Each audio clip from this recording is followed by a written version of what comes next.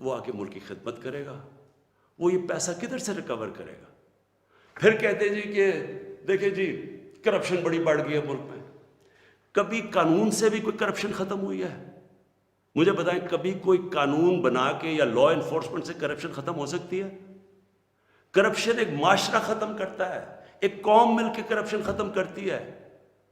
جب ایک قوم ایک میسج دیتی ہے کہ ایک جو کرپشن کرے گا، رشوت دے گا، وہ ہمارے میں سے نہیں ہے، اس کو لوگ شادیاں نہیں کروائیں گے ان گھروں میں، ان کو گوٹ پارٹیز پہ نہیں بلائیں گے.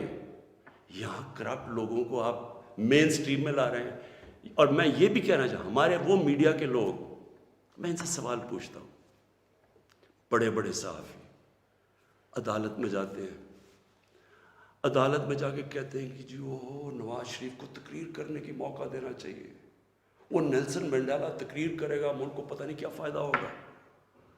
ایک آدمی سپریم کورٹ سے کنوکٹ، ایک مجرم جھوٹ بول کے ملک سے بھاگا ہوا، جس کے اوپر اربوں اربوں روپے کی چوری، اس کے بیٹوں کے اربوں روپے کی پراپرٹیز میں رہ رہے ہیں لنڈن.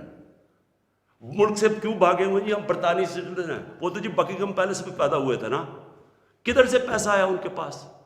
یہ یہاں سے پیسہ چوری کر کے باہر بیٹھے ہوئے ہیں، وہ باہر بیٹھا ہوا ہے، اس کا منشی جو دماد ہے وہ باہر بیٹھا ہوا ہے، ان کے بچے باہر بیٹھے، سارے اربوں پتی ہیں، کوئی جواب. اور یہاں ہمارے صحافی کہہ رہے ہیں کہ جو اسے تقریر کرنے کا موقع دے. وہ کوئی جیل سے نکلتا ہے اربوں روپے کی کرپشن کے چارج، وہ جا کے پھول پھینک رہے ہیں لوگ اس کے اوپر.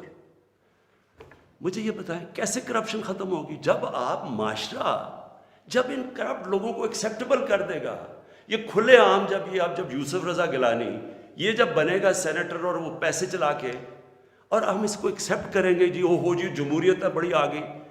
یہ صرف میں یہ سمجھنے کی کوشش کر رہا ہوں کہ کیا ہمیں فکر ہے اپنے آنے والے بچوں کی، اپنی جنریشنز کی، اپنی نسلوں کی، کہ کیا ہم ایگزامپل سیٹ کر رہے ہیں ان کے لیے.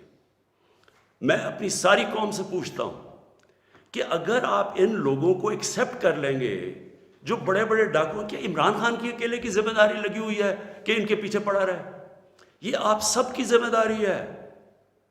سنگاپور کے اندر جب ایک وزیر نے چوری کی، کرپشن کی، لی کوان یو جو ان کے پرائم منسٹر کا سب سے قریبی تھا، اس نے جب اس کو سزا دلوائی، اس نے خودکشی کر لی، کیونکہ اسے پتا تھا معاشرے میں اب میری جگہ ختم ہو گئی ہے. اس کو معاشرے میں ہال نہیں ڈالیں گے، پھول نہیں پھینکیں گے کہ نیب سے باہر آ رہے جی پھول پھینک رہے ہیں. کوئی نہیں پوچھ رہا کہ اس نے کتنی کرپشن کی ہے.